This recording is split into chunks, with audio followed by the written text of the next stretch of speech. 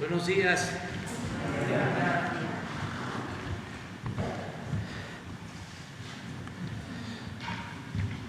Bueno, vamos a iniciar hoy, como todos los martes, la información relacionada con la salud, con la pandemia, el Plan Nacional de Vacunación.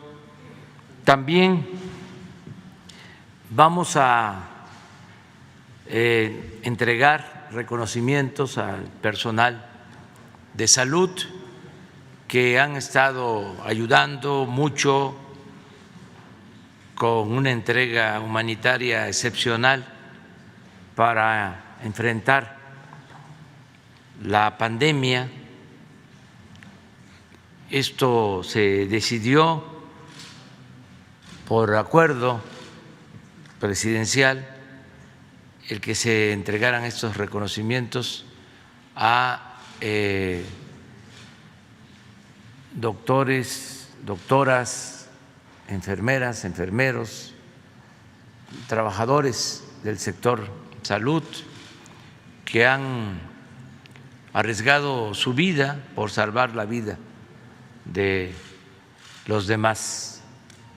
Vamos a entregar estos reconocimientos que llevan el nombre de el padre de nuestra patria, Miguel Hidalgo y Costilla. Quiero, antes de iniciar el informe, quiero enviar mi más profundo pésame a los familiares de los trabajadores petroleros que perdieron la vida el domingo en el mar de Campeche, en una plataforma petrolera, en un accidente lamentable.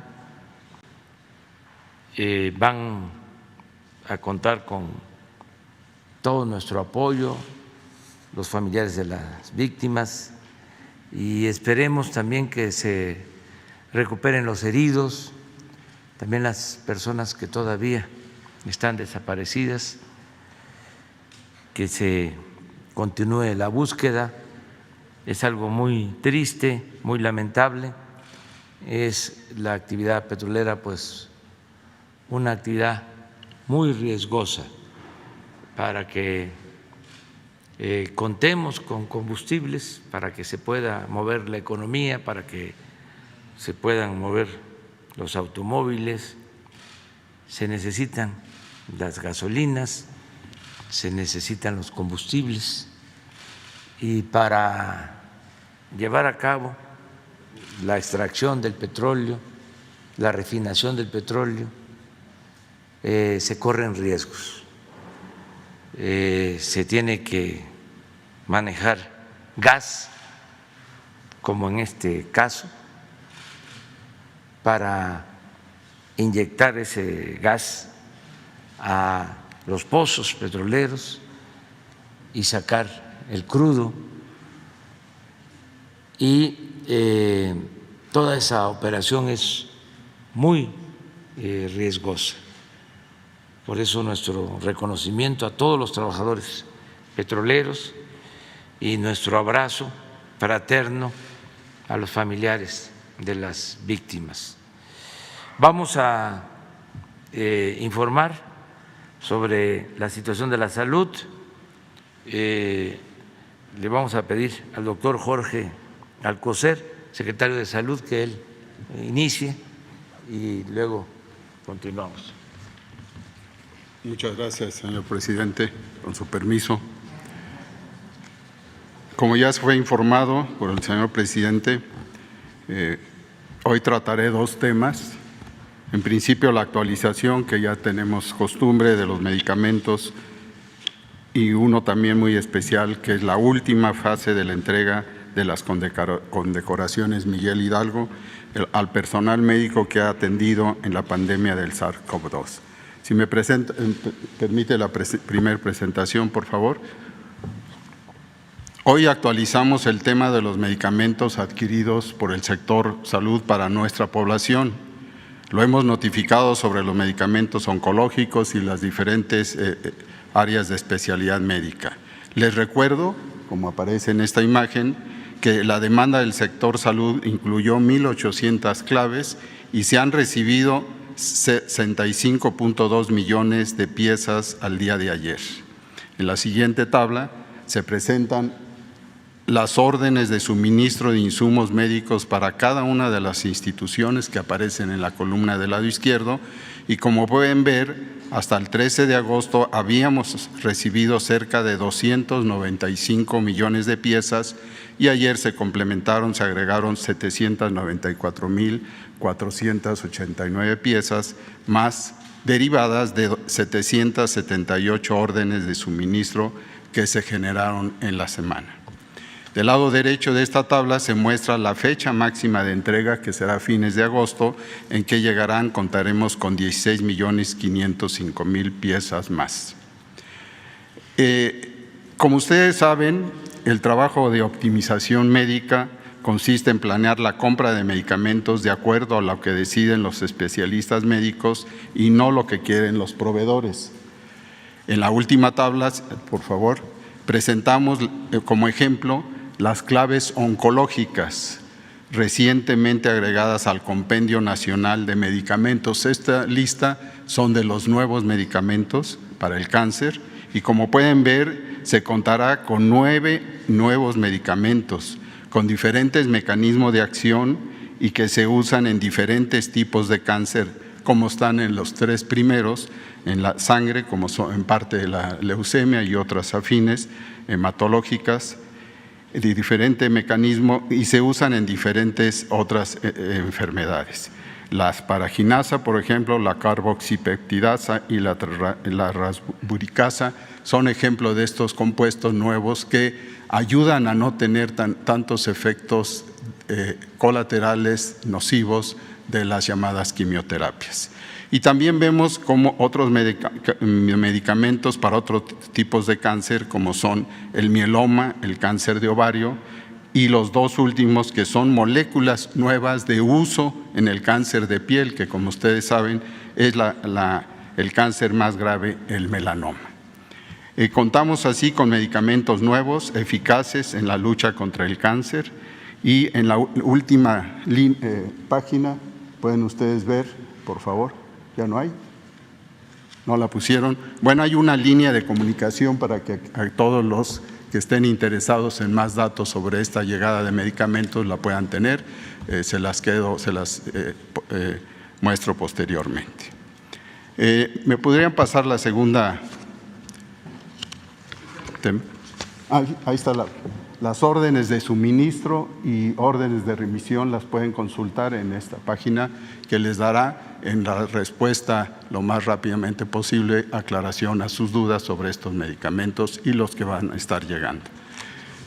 Muchas gracias. En la siguiente presentación, hoy damos, como señalé, el banderazo de salida de la última fase de entrega de condecoraciones a las y los ganadores.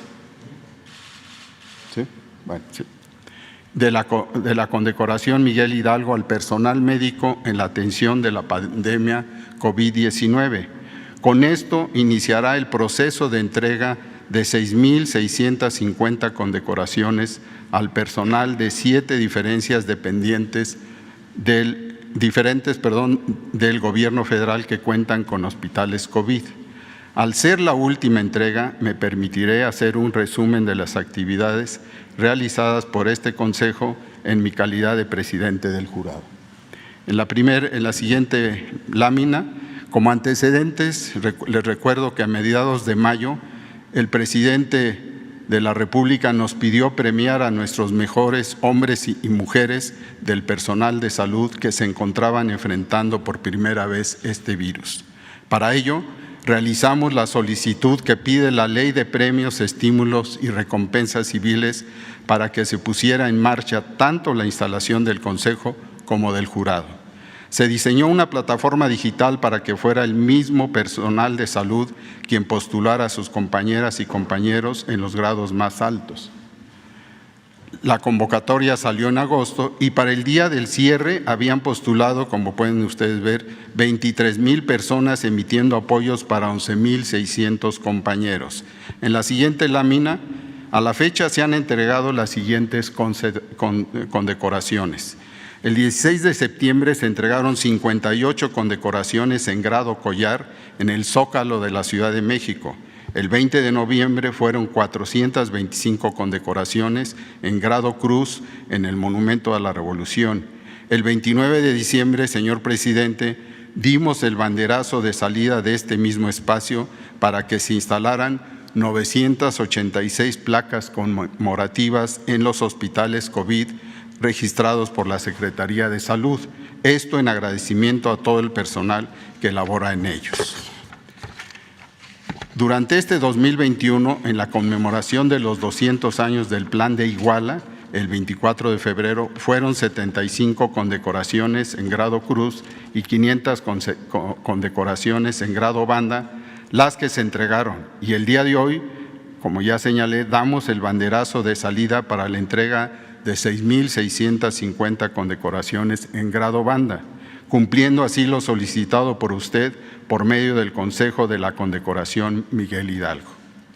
Con este anuncio, señor presidente, se cumple la convocatoria expedida el año pasado y se entregan en total 7,708 condecoraciones individuales, 986 reconocimientos grupales, haciendo un total de 8,694 reconocimientos Miguel Hidalgo. En la siguiente lámina, por favor, sobre el grado banda. ¿Qué es esto? Está estipulado en la Ley de Premios, Estímulos y Recompensas Civiles y se entrega por méritos distinguidos o por conducta cuya ejemplaridad convenga hacerla del conocimiento público, así está escrito.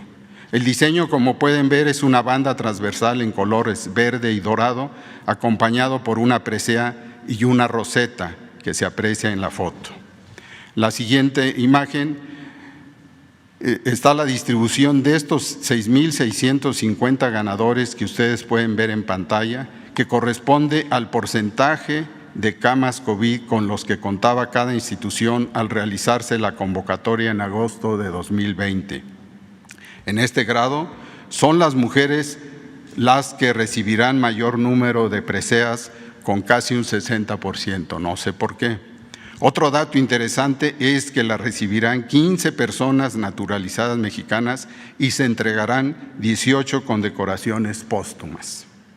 En el mapa que sigue, una de las solicitudes del Consejo es que hubiera perspectiva territorial, es decir, que hubiera ganadores de todos los estados, los que contaron con mayor número de postulaciones por parte de sus instituciones para esta entrega, y fueron, como puede apreciarse, la Ciudad de México, el Estado de México, el Estado de Hidalgo, Veracruz y Puebla. ¿Cuál es la perspectiva de los condecorados? En la siguiente imagen, si bien cerca de casi el 70% de los ganadores el día de hoy son personal médico y de enfermería, este grado, a diferencia del de Collar y Cruz, se dio con la posibilidad de premiar también al personal que labora en los hospitales COVID y que directa o indirectamente haya colaborado en la lucha contra la pandemia. Es así que se encuentran premiadas 68 categorías diferentes con labores muy variadas, pero muy importantes para la labor que realizan.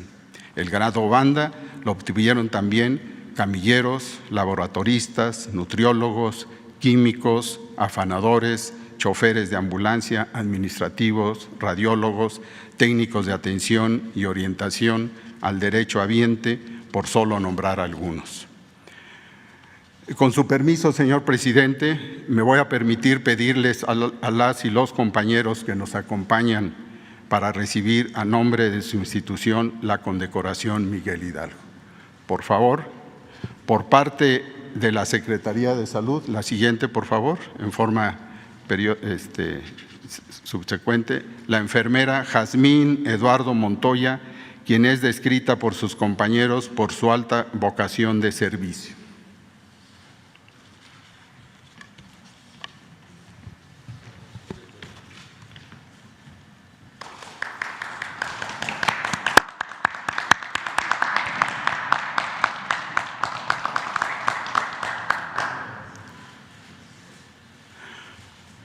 Por parte de la Secretaría de Defensa Nacional, el soldado de Sanidad camillero Eliseo Hernández Jiménez, quien ha colaborado para alimentar a los pacientes que no pueden hacerlo por ellos mismos y es descrito como el que siempre se encuentra dispuesto y atento para trasladar a los pacientes dados de alta a sus hogares, si así se requiere.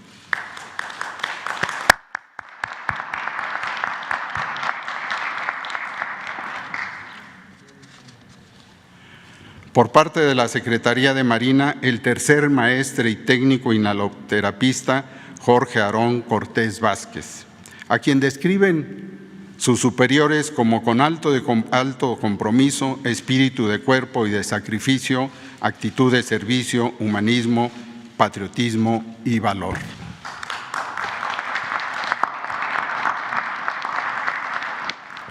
Por parte del Instituto Mexicano del Seguro Social, la médica Erandi Montes de Oca García, quien es descrita por una trayectoria intachable, capacitó al personal becario, efectuó gestiones de donativos de equipo y propuso también mejoras en los procesos de atención y evaluación de pacientes.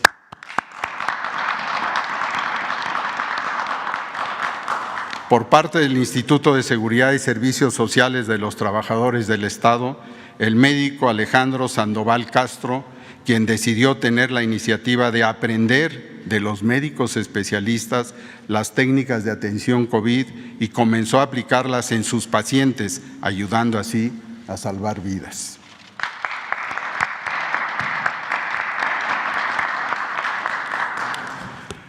La trabajadora, por parte del Instituto de Salud para el Bienestar, la trabajadora social Carla Jacqueline Gutiérrez Estrada, de quien se dice que sin importar poner en riesgo su vida, siempre estuvo dispuesta a atender a los usuarios con dedicación y empatía, conduciéndose con un alto grado de compromiso, responsabilidad y humanismo.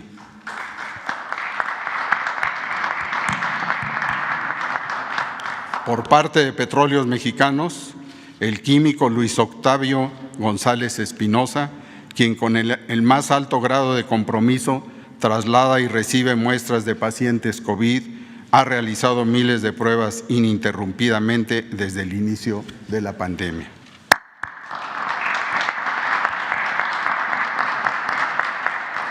Muchas gracias a todos ustedes. Enhorabuena. Señor presidente, nunca en la historia del México moderno se habían condecorado tantos civiles y menos con la máxima presea que otorga el Estado mexicano. El personal de salud de las instituciones mexicanas nos ha enseñado que alguien que cumple su responsabilidad con profesionalismo, con dedicación, con solidaridad en el momento más complejo para poderlo hacer, es la que merece todo nuestro respeto y es a aquellos a quienes dedicamos esta condecoración, es a ellas y a ellos a quienes llamamos héroes. Hoy, martes 24 de agosto, en el marco de los 200 años de los Tratados de Córdoba, conmemoramos al Padre de la Patria reconociendo la labor de quienes nos han cuidado en los momentos más difíciles. A todo el personal de salud, muchas gracias. Es cuanto, señor presidente.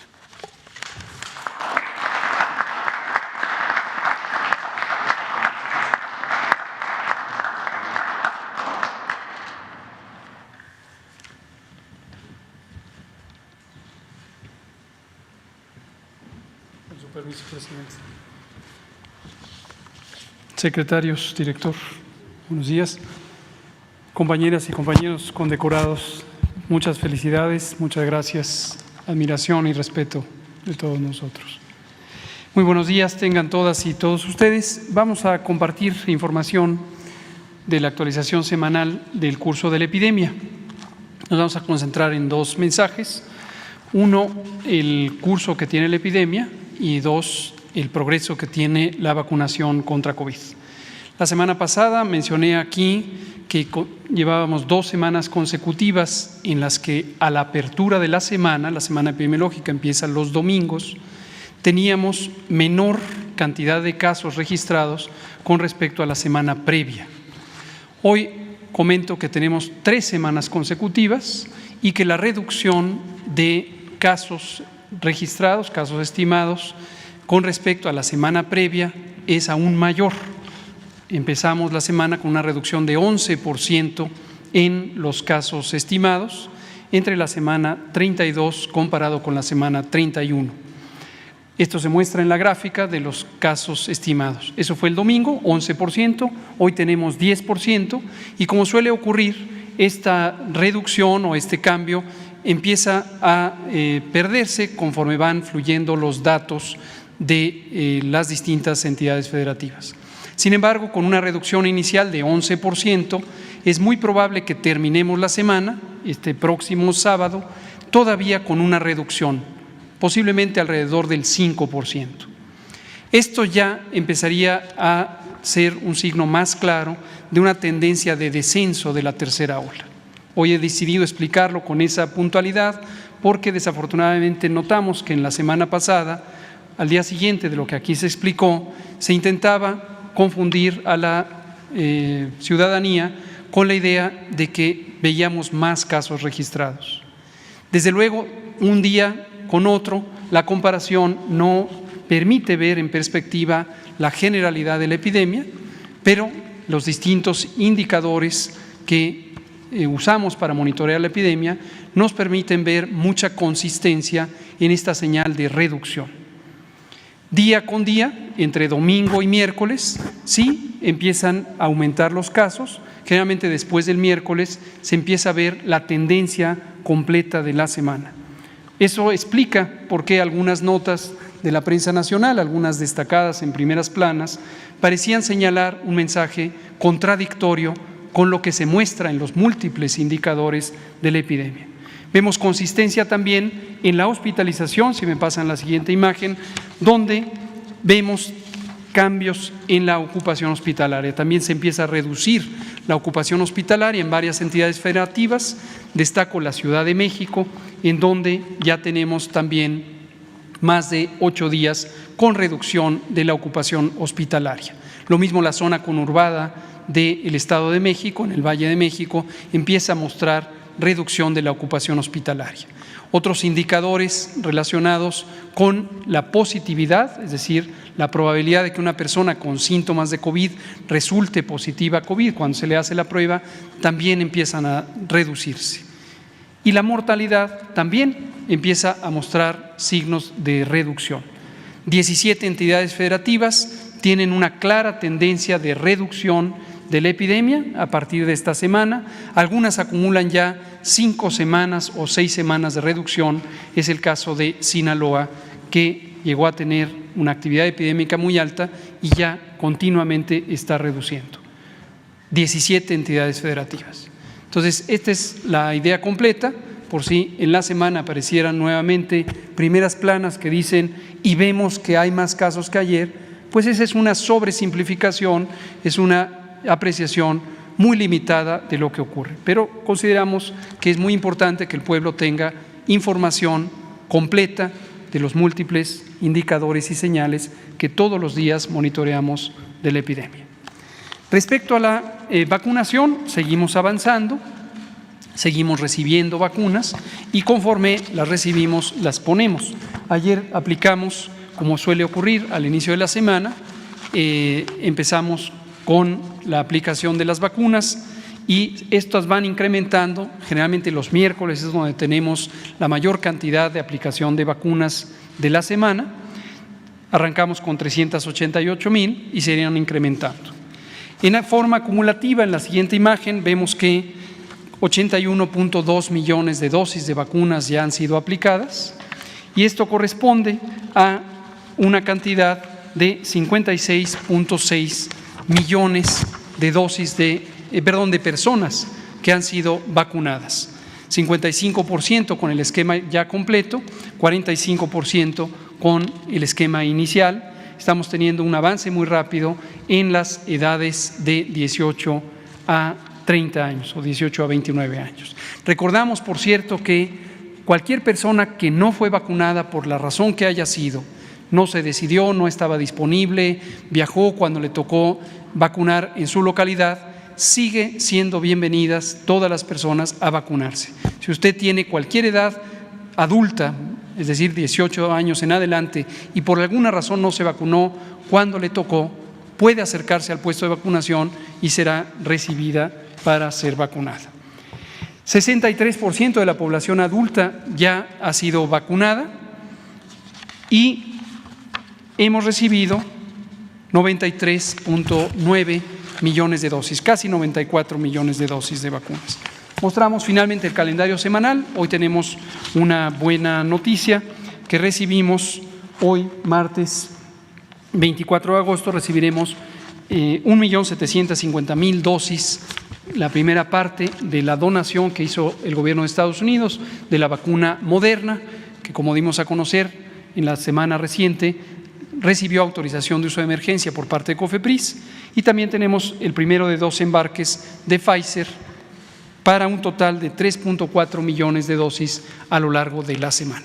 Seguiremos avanzando y seguiremos buscando inmunizar a toda la población adulta de México. mientras que vemos que la epidemia empieza a tener signos de reducción en esta tercera ola. Ahora, recordamos, en la medida en que exista epidemia en cualquier parte del mundo, hay que mantener las medidas de precaución generales y, sobre todo, no perder la oportunidad de vacunarse, que es la medida de protección específica más efectiva para reducir la mortalidad y el riesgo de enfermedad grave. Esto es todo, presidente.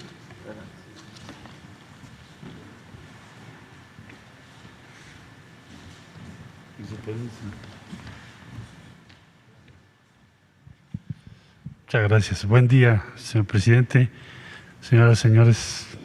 Felicitaciones a todos los que hoy han sido condecorados. Brevemente, como ya se mencionó, ustedes recordarán que hubo conversación del presidente López Obrador con la vicepresidenta Harris. Se acordó que Estados Unidos donaría a México vacunas, así como también México lo está haciendo con otros países.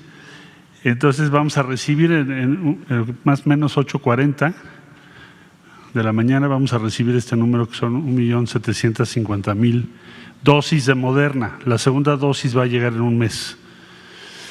Y también 4.600.000 dosis de la vacuna AstraZeneca. Aquí están los números, 3,5 millones será el total de Moderna, 4.600.000 de AstraZeneca. La siguiente, por favor. Estas son las vacunas que estamos utilizando en México. Aprobadas hay 9, aplicándose hay 7, con la adición de Moderna. Pfizer, Astra, CanSino, Sputnik, Sinovac, Johnson & Johnson y ahora Moderna.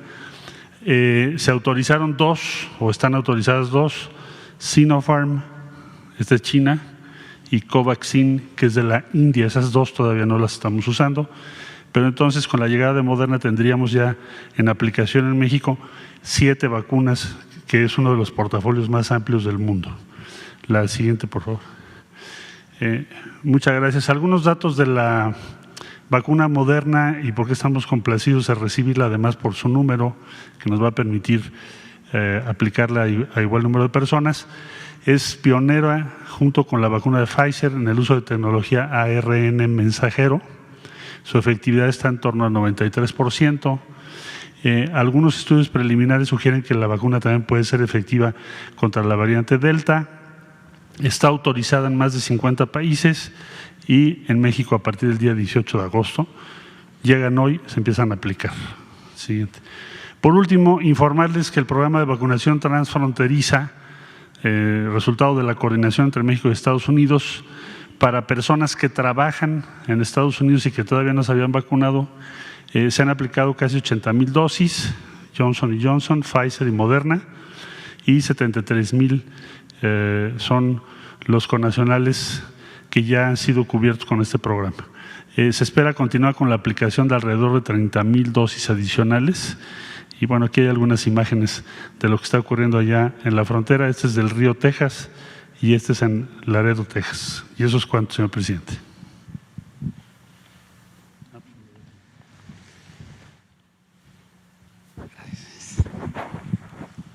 Con permiso, señor presidente, continuamos con el informe. Este es el informe de la distribución de las vacunas que arribaron a nuestro país, las Pfizer, AstraZeneca y Sputnik, en un total de 2.720.930 durante los días 15, 17 y 18 de agosto.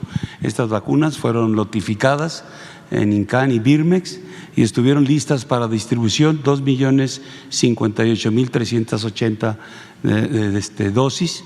Estas fueron distribuidas el jueves 19 por vía terrestre.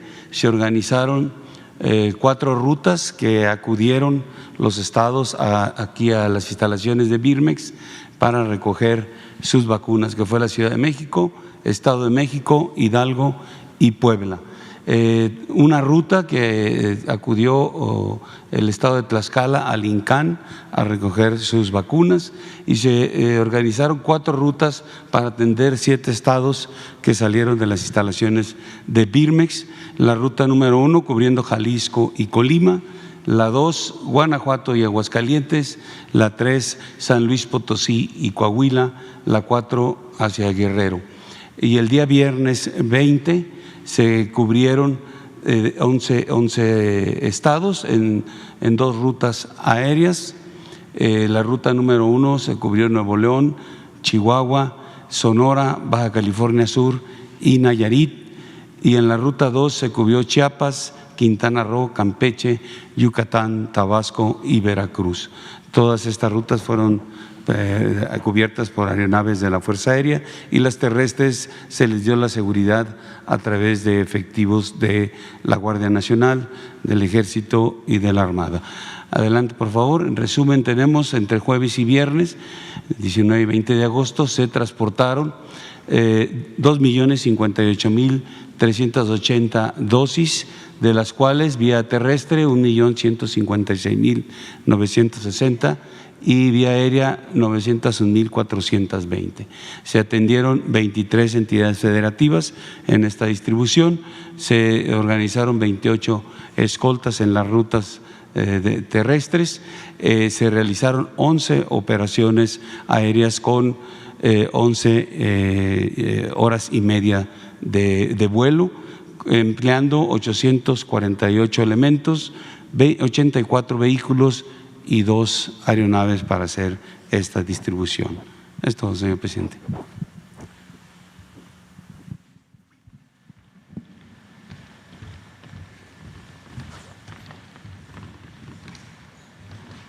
Bueno, pues vamos a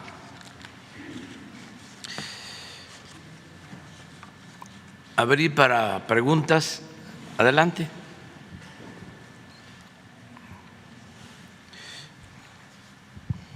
Buenos días, señor presidente. En relación a los derechos especiales de giro, usted había anunciado que se iban a utilizar esos 12,000 millones que dispone el Fondo Monetario Internacional para México. La pregunta es, ¿cuál es la situación actual? Si ya se recibieron, si la intención es seguir el plan inicial de pagar deuda, porque hay oposición dentro del Banco de México al respecto. Dice que son solamente para reservas, aunque después se explicó que puede haber una triangulación de comprar deuda interna. ¿Cuál es la situación al respecto? Bueno, son fondos, para que quienes nos están escuchando, viendo, se entienda, son fondos que le corresponden al gobierno de México, del Fondo Monetario Internacional. Todos los países miembros van aportando a este fondo, y ahora se decidió hacer una distribución, un reparto en el mundo de más de 600,000 millones de dólares. Y a México le corresponden, al gobierno de México, le corresponden 12,500 millones de dólares. Nosotros tenemos que entregar esos fondos al Banco de México. En todos los países, o en casi todos, esos fondos llegan directo a los gobiernos. Aquí, por mecanismos que se han establecido, los fondos los maneja o llegan al Banco de México. Sin embargo, son fondos del gobierno de México. Se está haciendo una gestión, un trámite con las autoridades del Banco de México para que esos fondos los utilice el gobierno para pagar deuda, que todos los fondos se utilicen con ese propósito. ¿Ya se sabe cuánto se ahorraría el gobierno mexicano en ese Todavía no se hacen las cuentas, pero se lograrían ahorros porque esto va a significar una disminución, sobre todo en el pago del servicio de deuda, en el pago de intereses, y ayuda a la hacienda pública. No se van a utilizar esos recursos para ninguna otra actividad, sino para el pago de deuda, para seguir manteniendo una política de deuda baja, con el propósito de que tengamos una hacienda pública sana, fuerte. Esto ya se percibe en todo el mundo, que México tiene finanzas públicas sanas, que como no se veía en décadas, no ha habido devaluación de nuestra moneda, tenemos ingresos suficientes de recaudación por el pago de contribuciones, a pesar de la pandemia, está llegando inversión extranjera, como no sucedía también en muchos años. Este semestre fue histórico en cuanto a ingresos por inversión extranjera. También se está recuperando la economía después de la pandemia. Ya todo el mundo acepta que vamos a crecer este año 6%, se están recuperando todas las actividades productivas. En fin, vamos bien y por eso esos recursos se van a utilizar para el pago de deuda. Muchas gracias. En otro tema, señor presidente, la titular de la Secretaría de Energía, Rocío Nale, se sumó oficialmente ya a la operación Corcholata, como se dice, ¿no? Es decir, manifestó su disposición de participar, si así lo decide el partido, en el proceso de selección de candidato a la presidencia de la República en su tiempo. La pregunta es, ¿no se está calentando la plaza con estas aspiraciones que tradicionalmente estarían pues fuera de tiempo? Y si usted no pediría que los interesados en este proyecto de sustitución pues pidieran licencia, como lo hizo con los funcionarios que participaron en las elecciones pasadas. Eso puede ser, pero cuando ya estén cercas las elecciones o la elección de los candidatos. Pero ahora falta todavía mucho y son muy responsables los servidores públicos. En el caso de Rocío Nale, está regresando de un viaje que hizo a Corea, donde se están construyendo equipos para la refinería.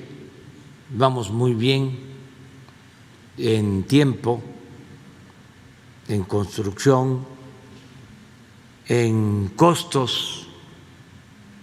Hay una situación ahora en el mundo, está subiendo el precio del acero. Sin embargo, por ser una muy buena servidora pública, Rocío Nale, y por tener el gobierno finanzas públicas sanas, se pudieron dar anticipos para la compra de los equipos desde que empezó la obra. Se hicieron los contratos. Entonces, aumenta el precio del acero, pero ya no nos afecta en los costos. Esto mismo aplica para la compra de vacunas.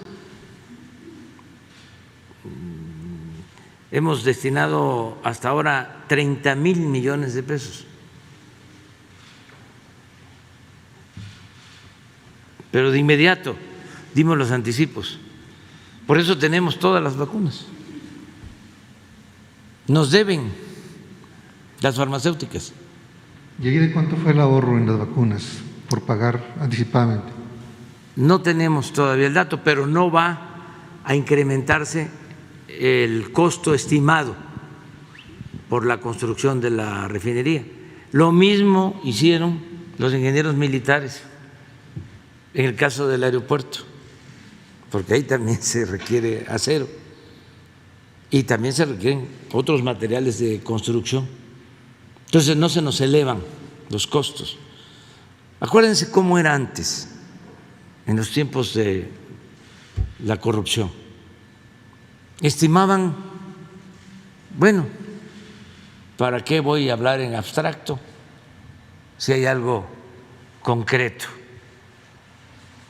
El tren Toluca, Ciudad de México, estimaron que iba a costar 30,000 millones y cuando llegamos ya habían ejercido 60,000 y desde luego estaba inconcluso. Para terminarlo vamos a requerir otros 30,000. O sea que lo que estimaron en 30,000 va a resultar en 90,000 millones. Eso era muy común en todo. Las empresas contratistas que se echaron a perder por la corrupción, porque daban sobornos, moches, pues conseguían un contrato. A veces se llegaba al extremo de que se les entregaba el anticipo y se iban, desaparecía la empresa y ya no los enjuiciaban porque habían dado soborno. Pero si no era así, recibían el anticipo y desde que empezaban a trabajar ya estaban pidiendo ampliaciones y tenían más abogados que ingenieros. Así estaba, de echado a perder todo. Ahora no es así. Ahora se estima un presupuesto, tiene que salir. Además, en el caso del Tren Maya, están firmados contratos para que no haya aumento en el presupuesto estimado. Así se firmaron los contratos. Pueden haber ahorros, eso sí, pero no pueden cobrar más. Entonces, se está avanzando en ese sentido. La compañera. Gracias, presidente. Buenos días, Shaila Rosagel, corresponsal del Grupo Gili, El Imparcial de Sonora, La Crónica de Mexicali, Frontera de Tijuana. Buenos días a todos. Mi primera pregunta es sobre la frontera, precisamente.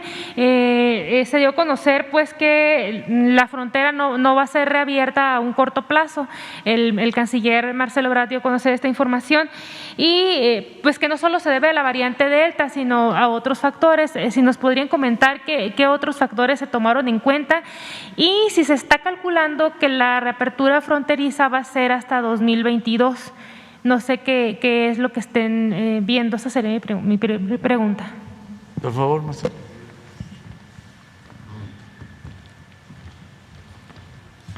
Bueno, el factor principal sí fue el incremento en los contagios en ambos países y eso también afectó a Canadá. Entonces se tomó una decisión que tiene que ver con la frontera, digamos, más o menos de manera homogénea por ese motivo. No esperaríamos, de acuerdo a las previsiones que hay, que la actual circunstancia se prolongue hasta el año 2022. Esperamos que sea antes que se pueda, pues efectivamente reanudar, si no todas las actividades, pues la mayor parte. de las actividades que hoy están afectando a las personas en la región fronteriza. Así lo hemos planteado y lo haremos del conocimiento público en cuanto tengamos ya la evidencia que estamos en otra circunstancia sanitaria. Pero esa es la razón principal. Gracias. Mi siguiente pregunta, presidente, en el último informe de seguridad, Cajeme otra vez resultó pues ser el municipio entre los 50 municipios prioritarios que tiene más, se elevó más el contagio en julio respecto a julio del año pasado. O sea, en julio del año pasado eran 23 homicidios dolosos y este julio fueron 60. Entonces, preguntarle, aunque ya la secretaria Rosa Isela explicó que se han estado reforzando estos 50 municipios con más presencia del Ejército, de la Guardia Nacional, y en Sonora ya empezó a llegar estos refuerzos, preguntarle qué otros apoyos se van a entregar al Estado para combatir la inseguridad y también qué es lo que le ha comentado la Mesa de Seguridad en las reuniones que tienen sobre lo que está pasando en particular en Cajeme, o sea, ¿por qué este incremento en el homicidio doloso? ¿Por qué pues resalta entre los demás municipios, ¿no? Como lo vimos en el último informe. Sí, en efecto, hay mucha violencia en Cajeme, más que en otros lugares. Hay incremento de la violencia en Sonora con relación a Sinaloa, con relación a Baja California Sur, con relación a Nayarit, a Durango. Son 2 estados que tenemos con incrementos en la delincuencia en esa región del país, el noreste, Sonora y Baja California. Y estamos trabajando ahí. En el caso de Cajeme se tiene un cuartel de la Guardia Nacional, se están reforzando acciones. La violencia ahí tiene que ver con el crimen organizado, con el enfrentamiento de bandas del crimen organizado. Y se está haciendo labor preventiva y también trabajo de inteligencia para garantizar la paz en Sonora y en Cajeme en especial. Aprovecho para informar que se le va a dar un trato también especial a los pueblos yaquis, porque ahí han habido problemas últimamente. Y ya las autoridades, los gobernadores yaquis aceptaron de que participe la Secretaría de la Defensa, la Secretaría de Marina, la Guardia Nacional. Y esto va a ayudar mucho para garantizar la paz. Estamos trabajando en eso. Muy bien, presidente. Ya mi última pregunta. La semana pasada pues fue un día triste para Sonora, pues falleció una niña de 9 años de nombre Jimena de COVID-19. Esta pequeñita nació con parálisis cerebral. Y bueno, comentaban que la niña nada más no podía caminar, pero era normal en todo lo demás. La niña, desde que empezó a presentar los síntomas, en 4 días falleció. Entonces, la mamá comenta que a pesar de que pues la niña tenía un poco las defensas bajas, no tomaron las precauciones adecuadas porque hubo contagios ahí entre los familiares, incluso los papás, y pues ella pensaba que a los niños no les pegaba fuerte el COVID y pues no tomó las precauciones, es lo que ella comenta en entrevistas. Entonces, preguntar con este regreso a clases si hay un protocolo especial para estos niños que tengan alguna enfermedad o que estén inmunodeprimidos al volver a las clases y qué recomendaciones están dando ya en general a los papás para este tipo de niños que tengan alguna enfermedad, algo respecto a ahorita como está la pandemia. A ver si el doctor.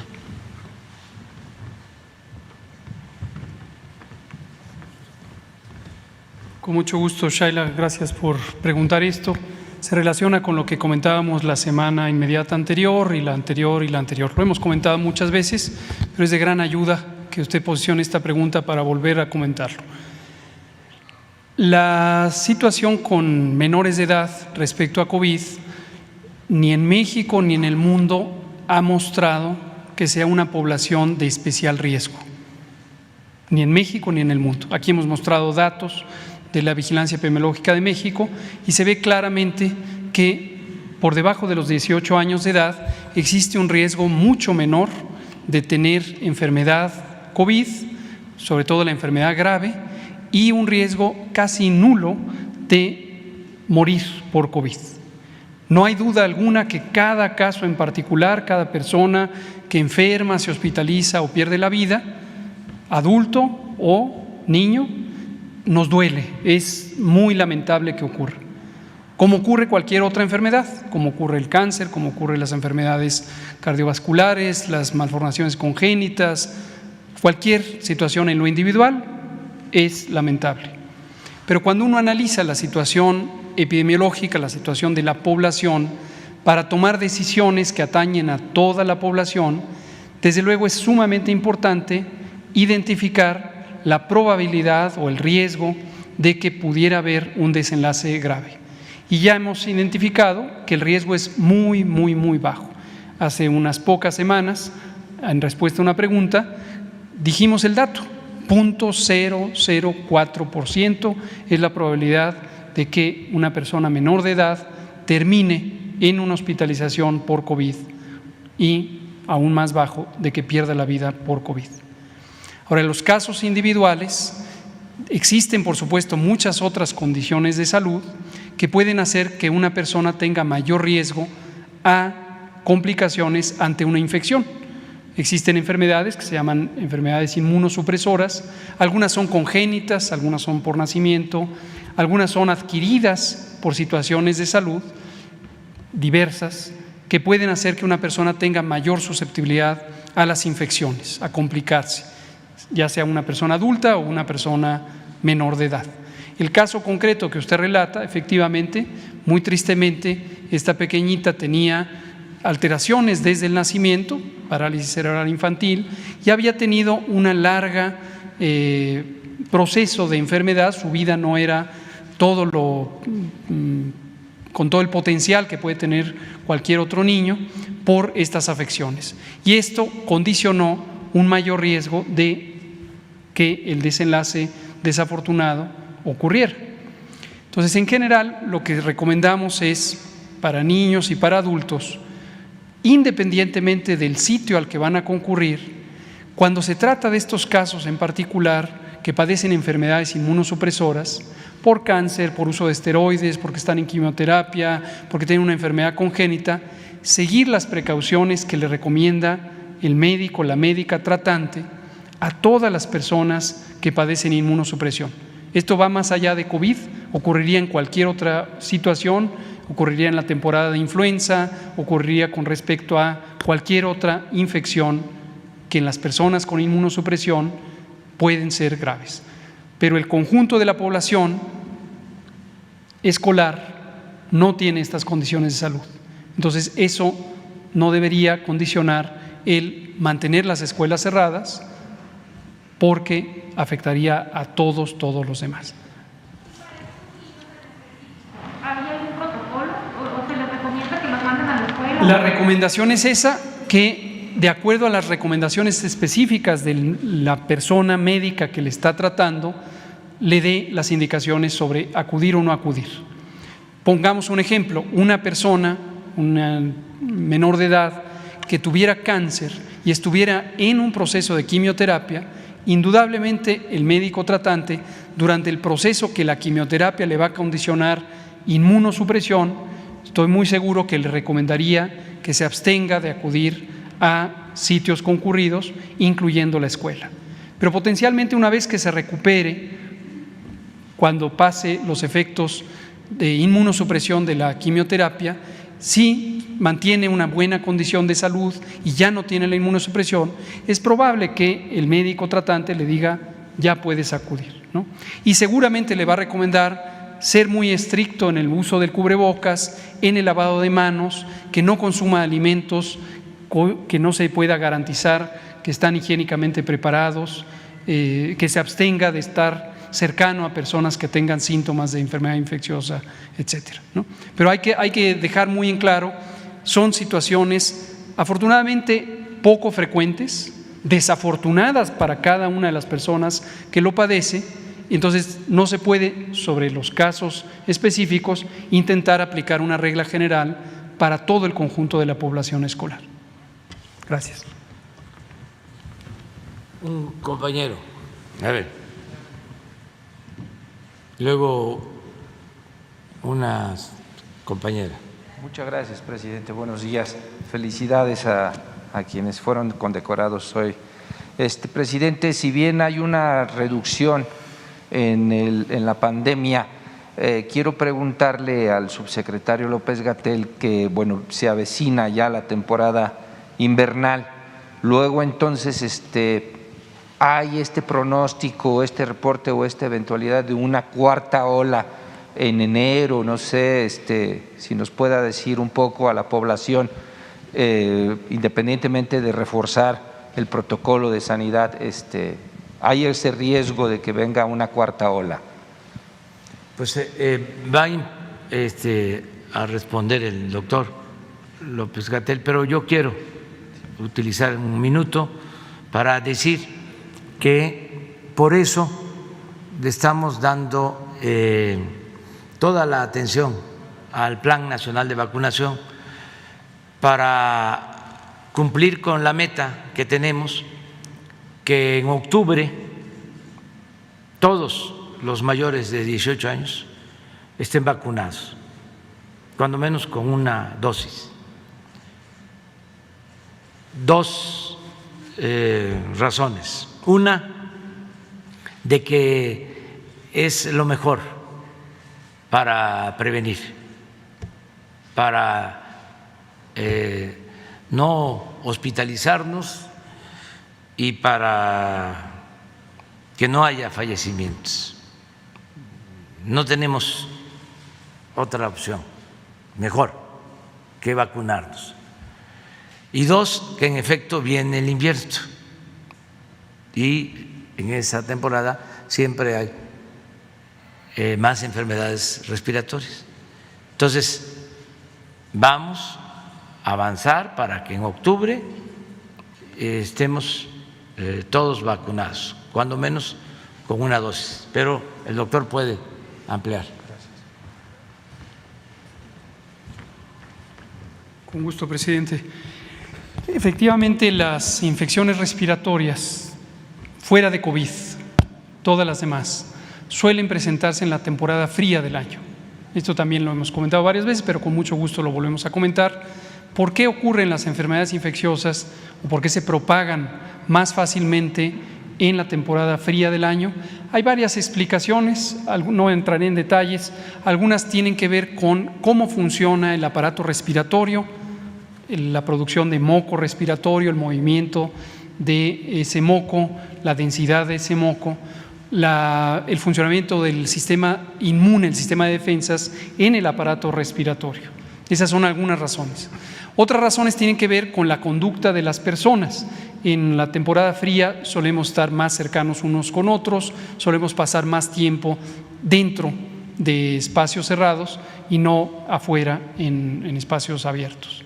Y eso obviamente aumenta la probabilidad de los contagios por cercanía física, por persistencia en el aire de las partículas infectantes. Las partículas líquidas por las que se transmiten los virus respiratorios, las gotas, gotículas, aerosoles, duran más tiempo en clima frío que en clima caliente, porque no se evapora en el clima frío tan rápidamente esas partículas líquidas. Son algunas de las razones. Entonces, eso en México y en todo el mundo hace que las infecciones respiratorias sean más frecuentes en el invierno. Para el hemisferio norte, de octubre a marzo; para el hemisferio sur, de abril a septiembre. Hay enfermedades respiratorias que son tan importantes en su frecuencia como la influenza, que la tercera parte de las poblaciones de cada uno de los países y por lo tanto de todo el mundo se infectan. No necesariamente todo el mundo enferma y mucho menos todo el mundo tiene una enfermedad grave, pero es de tal importancia que se prefiere tener actividades de prevención específicas. Y como acaba de señalar el presidente, una de las intervenciones específicas de prevención más importantes de la salud pública son las vacunas. Las vacunas suelen ser productos farmacéuticos muy seguros, tienen estándares de calidad muy altos y se busca que tengan altas eficacias. En el caso de influenza, desde hace varios años, desde 1997 en México, se utiliza la vacuna contra la influenza. Desde 2007 hay un programa nacional de vacunación contra la influenza y se recomienda que las personas que tienen más de 60 años, en el caso de influenza también las menores de 5 años, y justamente las personas que tienen distintas enfermedades crónicas se vacunen contra la influenza. Como lo hemos hecho todos los años desde 2007, lo volveremos a hacer este año y pondremos las vacunas contra la influenza. Y respecto a la posibilidad de cuarta ola, es exactamente lo que acabo de decir, mientras exista la epidemia en el mundo, todos los países tienen posibilidades de tener cuartas, quintas, sextas olas. En este momento en Europa varios países ya tienen la quinta y la sexta ola, Estados Unidos va en su cuarta, casi quinta ola también. Entonces, en todo momento puede ocurrir y por eso hay que estar muy al pendiente de lo que va ocurriendo en cada país, en cada momento. En este momento podemos afirmar con la información que por 3 semanas consecutivas hay un descenso en el número semanal de los casos, posiblemente ya empiece una tendencia de reducción sostenida, insisto en el calificativo, posiblemente. Si esto fuera diferente, lo informaremos. Entonces, no hay que ir anticipando cosas más que ir observando lo que es posible predecir. Gracias. Muchas gracias. Presidente, ahorita que acaba de hablar usted acerca de obras, contratos, moches, sobornos, estamos a unos cuantos días de que haya un relevo en al menos 1950 presidencias municipales en todo el país y de todos es sabido que una de las áreas más codiciadas por el crimen organizado y por funcionarios corruptos son las direcciones de obras, porque ahí es donde fluye millones de pesos, ¿no? Le hablo de un caso muy concreto. Hay una funcionaria en Acapulco que en su momento, en una gestión del PRD, está sancionada, inhabilitada por haber desviado 100 millones de pesos y de hecho hay una investigación abierta en su contra por el delito de peculado. Es María de la Luz Meraza Radilla. Es una política, una funcionaria que insiste y parece ser que está filtrándose ya para la nueva administración ahí con Avelina López.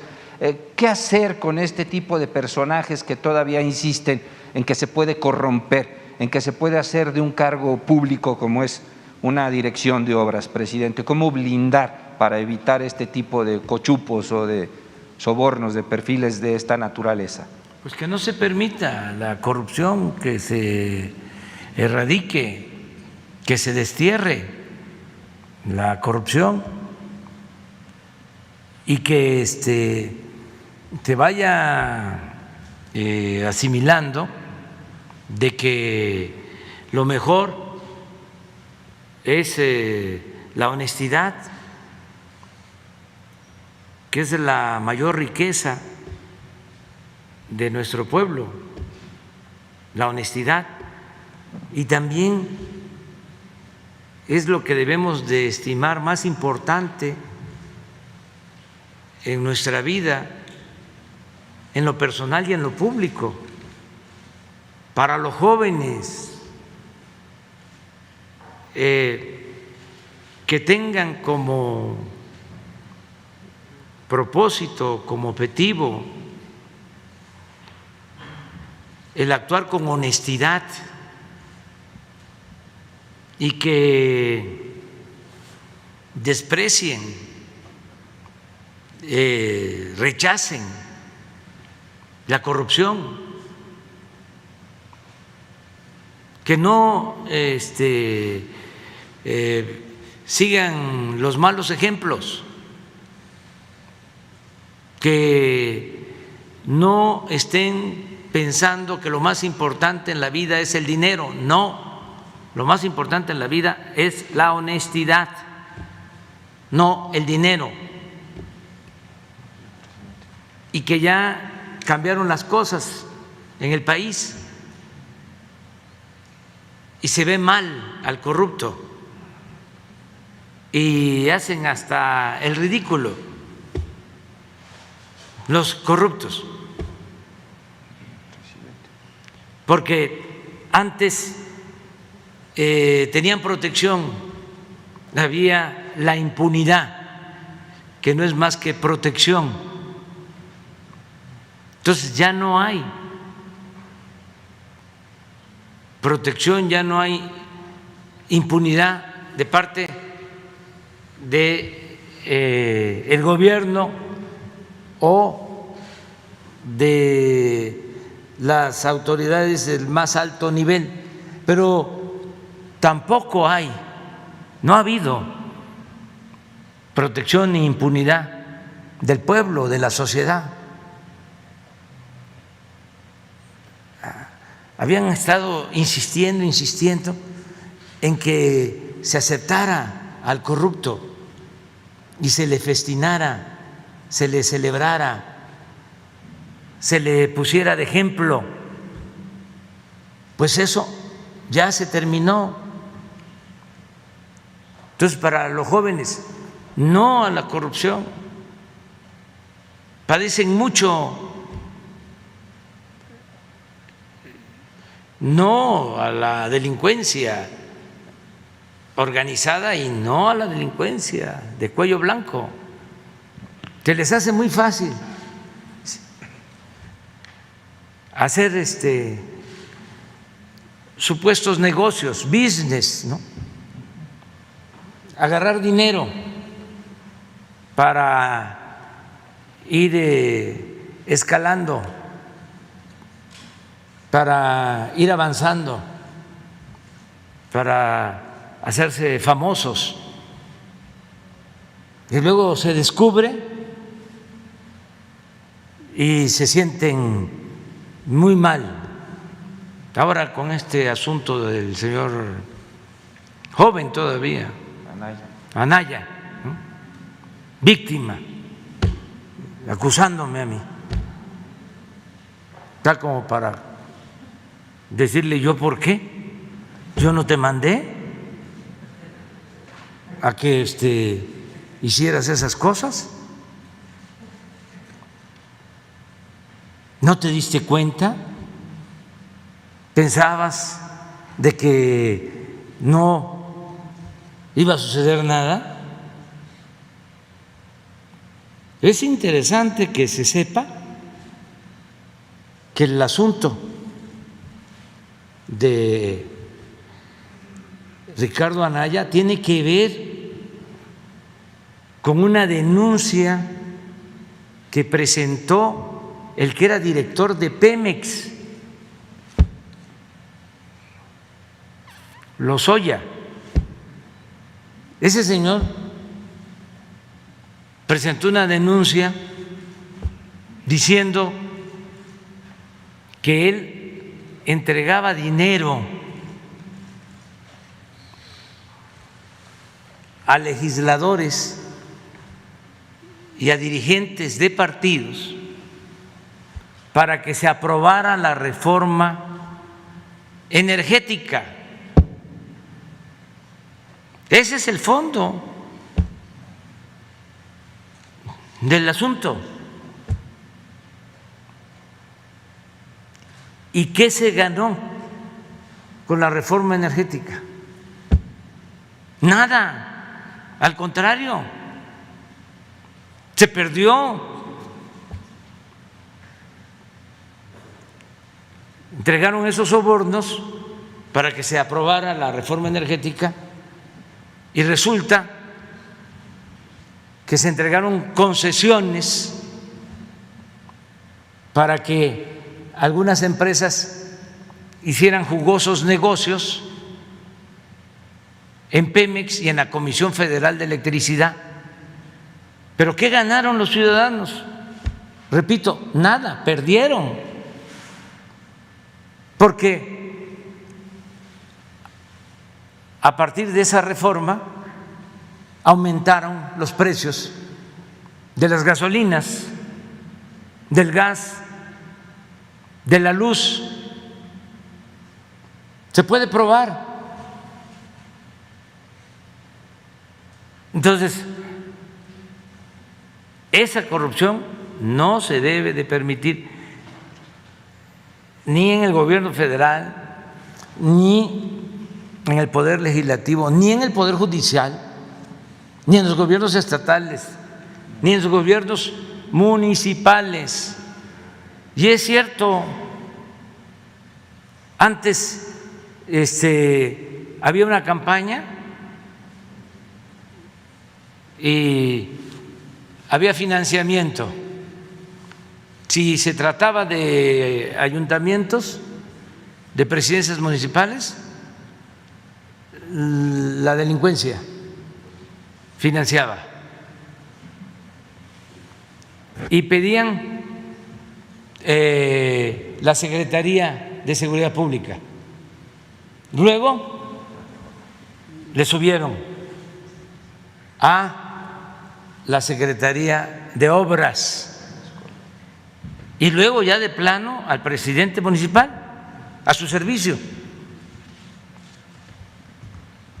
Pero eso es en cuanto a la delincuencia organizada, pero en cuanto a la delincuencia de cuello blanco, lo mismo.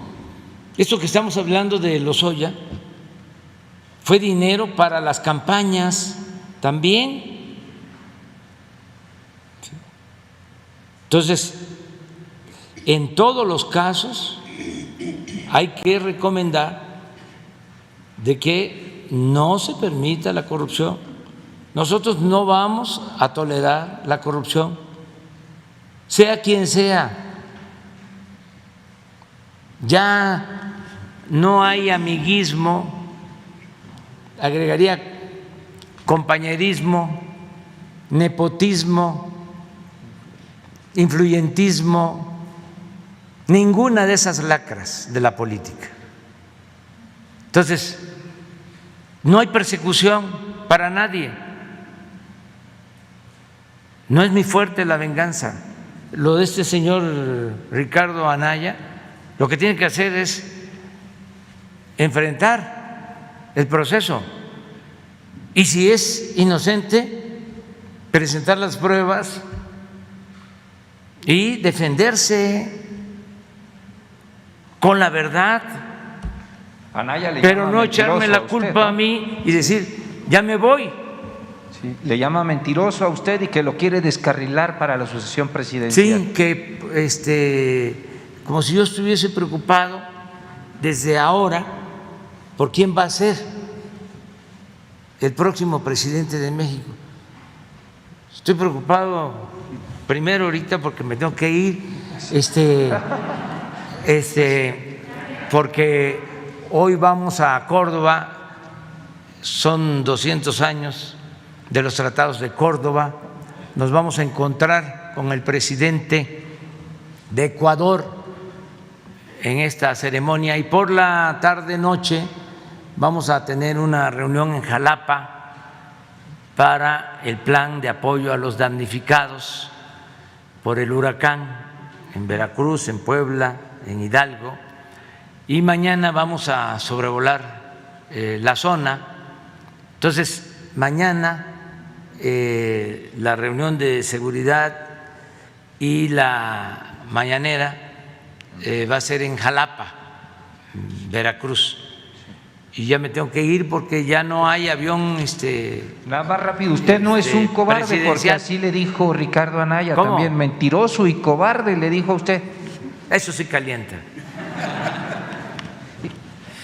Mi última intervención, porque es la tercera y última, presidente, si me permite, está mi secretario general aquí presente. No se entiende, Cajeme, la violencia extrema, como también está sucediendo en Zacatecas. Una investigación periodística nos refiere, porque el 21 de mayo, así se lo dije a usted, los trasiegos del fentanilo y estaban ustedes investigando, su gabinete de seguridad, cómo se pasaba del Pacífico al Golfo para irse a Europa el fentanilo. Pues precisamente el Mayo Zambada, Nemesio Ceguera, están precisamente recrudeciendo esta guerra, esta disputa en Zacatecas, Valparaíso, Fresnillo, Sombrerete, pues que precisamente es la ruta para llegar al Golfo de México. Si nos puede dar un poco de información al respecto. Estamos trabajando en eso. Hay dos hechos, se están enfrentando grupos del crimen organizado, por eso la violencia en Sonora, en Baja California, en Zacatecas, en Michoacán, y el otro hecho es la introducción del fentanilo, de esta droga que se trae de Asia y que se está comercializando a precios más rentables que las drogas tradicionales, con un daño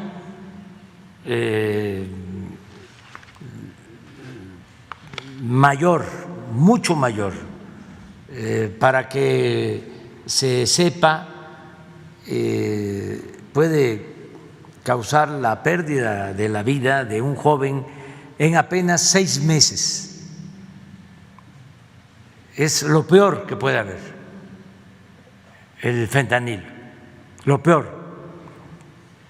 Y tenemos todo un plan para eso, que inició desde que tomamos la decisión que algunos no entendieron en su momento, porque a veces no quieren aceptar lo que hacemos y todo lo cuestionan, porque se terminaron sus privilegios, sobre todo los medios de información, y también de los que no pagaban impuestos, de todos los que se sientan afectados con la transformación.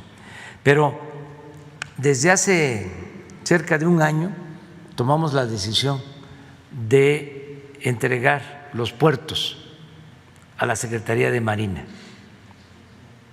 para controlar la entrada de droga, de contrabando, pero sobre todo de fentanilo. Por eso los puertos están a cargo de la Secretaría de Marina, las aduanas también en las costas a cargo de la Secretaría de Marina y las aduanas terrestres a cargo de la Secretaría de la Defensa. Para esto estamos trabajando todos los días con este propósito.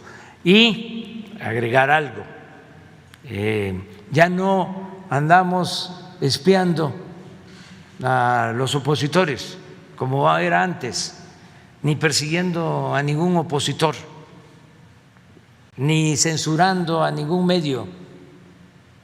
En México hay libertades para todos, no hay represión para los ciudadanos, para los periodistas, para los opositores, como nunca. Sí hay ahora inteligencia, que no espionaje, para enfrentar a las organizaciones criminales, porque muchas veces resulta mejor la inteligencia que la fuerza. Entonces, sí estamos actuando y vamos a seguir actuando. Y lo mejor de todo es que como me toca encabezar un gobierno honesto, no hay relaciones de complicidad con nadie, con ningún grupo de interés creado. Repito, ni con la delincuencia organizada, ni con la delincuencia de cuello blanco. No hay ningún acuerdo con las mafias. Nosotros llegamos aquí, yo estoy aquí porque lo decidió el pueblo. No llegué aquí para representar a ningún grupo de interés creado. Fueron los votos de más de 30 millones de mexicanos y no le voy a fallar al pueblo, aunque no les guste a mis adversarios. La transformación va hacia adelante. Ya me tengo que ir. Nos vemos, si no pueden, mañana en Jalapa, pasado mañana estamos aquí. Muchas gracias y felicidades a quienes recibieron estos reconocimientos. Son heroínas, son héroes, porque están atendiendo a enfermos, están atendiendo a quienes han sido afectados por COVID, por esta terrible pandemia que tanta tristeza nos ha dejado. Un abrazo fraterno, cariñoso para todo el personal médico, para todo el sector de salud de nuestro país que han estado a la altura de las circunstancias. Muchas gracias, de todo corazón.